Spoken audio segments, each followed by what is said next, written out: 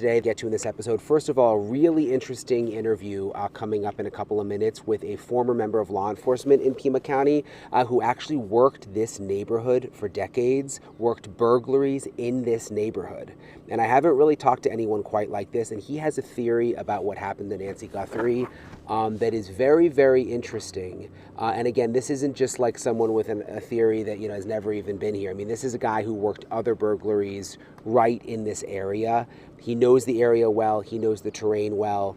And it's very interesting what he thinks happened. So you're going to hear from him coming up in a second. But I want to give you a couple of updates from today. The Pima County Sheriff's Office, they put out a new statement. I'm going to read it to you, and I'm trying to kind of read between the lines here of what they mean by some of this.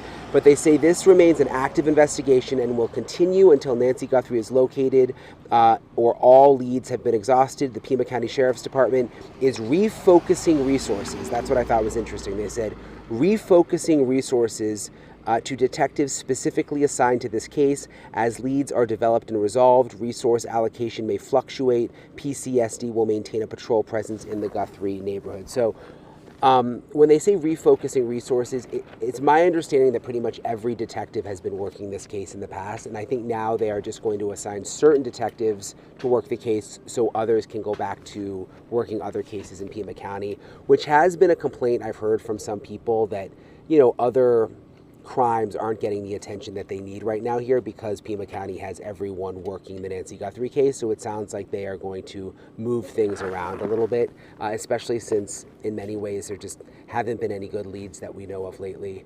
FBI has moved a lot of their people back to Phoenix, which is about 2 hours away. That's obviously where their, like headquarters is for this area. So that kind of makes sense, but they are emphasizing that they're also keeping agents on the ground here in Tucson still. On TikTok, I mentioned this last night. There was something kind of weird that happened that we learned more about outside Nancy Guthrie's house late last night.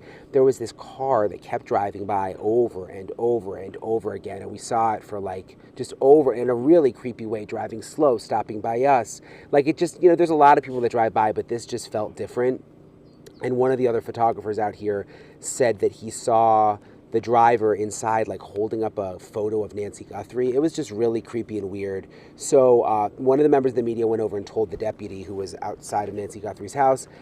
They ended up questioning the guy, getting him out of the car, and it turns out that they charged him with driving under the influence. They did a field sobriety test. It was all very strange that it was happening right in front of Nancy Guthrie's house, and it was weird that he had the photo of her in the car and that he drove by so many times.